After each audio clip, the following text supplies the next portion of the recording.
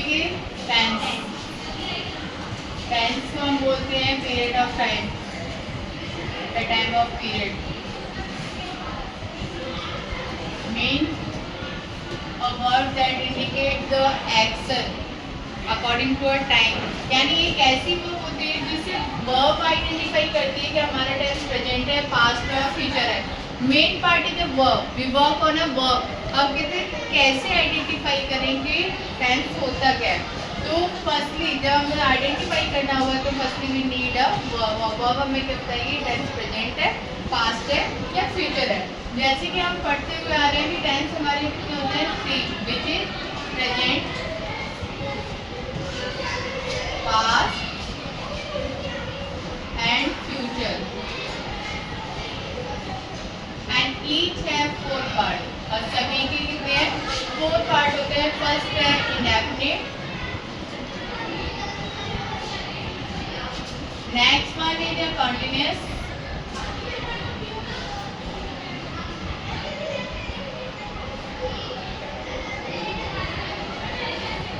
perfect and perfect continuous।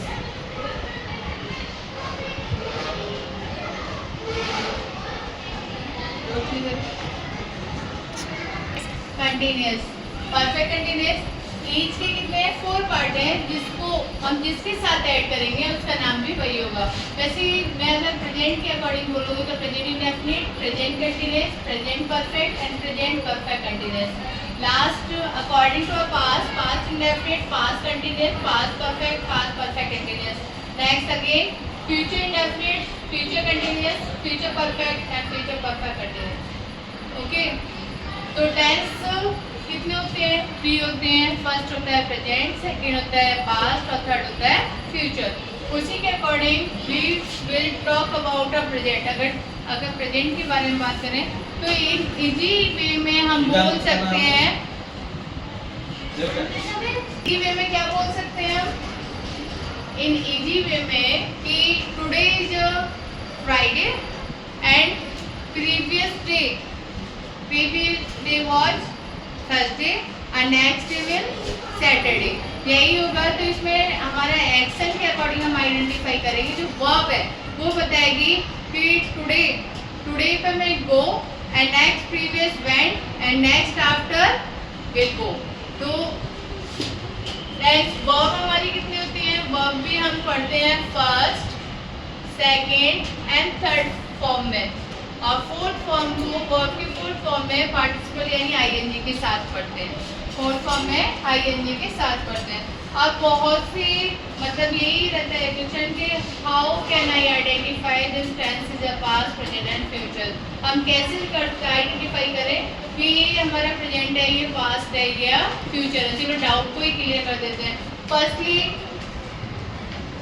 Put your finger, एक उंगल ली हमने and see, and this finger divided in 3 parts. First single one line. According to this finger, first single one line. इस single one line को हम indicate बोलते हैं present tense, present indefinite, और यहाँ पे होगी verb की verb की first form.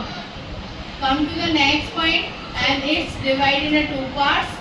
और इसको हमने नाम दे दिया पास्ट, और पास्ट में हमारी वर्ब की कौन सी फॉर्म हो गई, second form. Next last point, one line again future. Future में हम बोलेंगे वर्ब की फर्स्ट फॉर्म, और फर्स्ट फॉर्म में इन दोनों में डिफर करते हुए बोलेंगे विद, विल और शैल। विल और शैल के साथ हमारी क्या हो गई, वर्ब की फर्स्ट फॉर्म आ गई। तो बस हमने जस्ट लिंक कर लिया अपनी फिंगर को कि फर्स्ट फिंगर में फर्स्ट लाइन को प्रेजेंट इंडेफिनिट, यानी प्रेजेंट इंडेफिनिट के बारे में बात करेंगे तो वर्ब की फर्स्ट फॉर्म आएगी।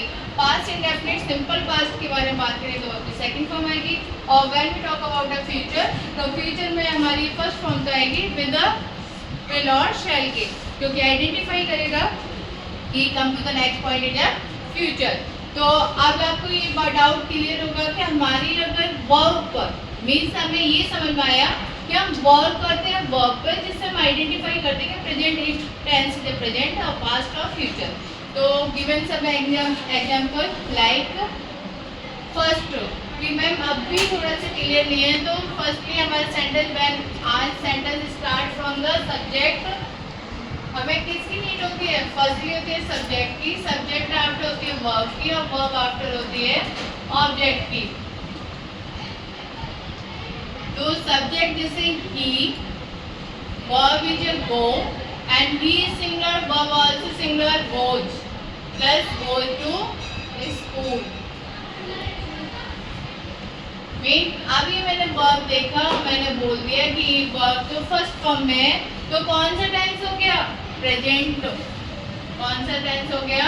प्रेजेंट इंडेफिनिट, क्योंकि हमने बताया था कि प्रेजेंट इंडेफिनिट में सिंपल वर्ब की फर्स्ट फॉर्म आएगी। Next, I read a book. Again हमने देखा वर्ब की फर्स्ट फॉर्म है, अब फर्स्ट फॉर्म है तो हमने कह दिया कौन सा टेंस है? Verb present tense, simple present. Again, you write a letter, कौन सी फॉर्म है? फर्स्ट फॉर्म है। फर्स्ट फॉर्म किस में बताई जाती है? सिंपल प्रेजेंट में, ठीक है। नेक्स्ट, दे डांस। दे डांस, वो डांस करती है, वर्ब की फर्स्ट फॉर्म है, कौन सा टेंस है? प्रेजेंट टेंस है। तो यानी वर्ब की फर्स्ट फॉर्म आएगी तो टेंस कौन सा होगा? प्रेजेंट टेंस होगा, सिंपल प्रेजेंट होगा। ओनली हम पहले आइडेंटिफाई कर रहे हैं, फिर कहाँ पे पुट करेंगे, फिर उसे देखेंगे। Next, differ. अब मैम ये क्लियर हुआ तो पास्ट को कैसे करेंगे? तो अकॉर्डिंग टू द सेंटेंस, ही सब्जेक्ट है, सिंगुलर है, ठीक है। और लेकिन हमें बताया जाता है कि पास्ट में तो कौन सी फॉर्म थी? यहाँ पर सेकंड फॉर्म थी, तो हम वर्ब किस पे करेंगे? वर्ब किस पे करेंगे? सेकंड फॉर्म पर। तो ही लाफ्ड, वह हंसा। ही सा, उसने देखा। आई क्राइड, मैं रोया। आई रॉट, मैंने लिखा। तो कौन सी फॉर्म है ये? सेकंड फॉर्म है, वर्ब की सेकंड फॉर्म है, वर्ब की सेकंड फॉर्म है, verb second form. Second form किस में आती है? पास्ट में, सिंपल पास्ट में। सिंपल पास्ट में या तो हम ईडी होता है और या फिर कुछ इरेगुलर वर्ब होते हैं जो कि हमें लर्न ही करनी होती है उन वर्ब के लिए, या तो ईडी लगा के वर्ब सेकंड फॉर्म में चेंज होता है, अदरवाइज कुछ वर्ब ऐसे होते हैं जो हमें लर्न भी करनी होती है। Come to the next point. Next point के बारे में बात करेंगे, फ्यूचर कैसे करें, क्योंकि हमारे अब तीनों में डिफरेंस करेंगे, जिससे अब मैं ये जानना चाहती हूँ कि आपकी डाउट जो है वो क्लियर हुआ या नहीं हुआ। He will sleep, you will read, she will laugh,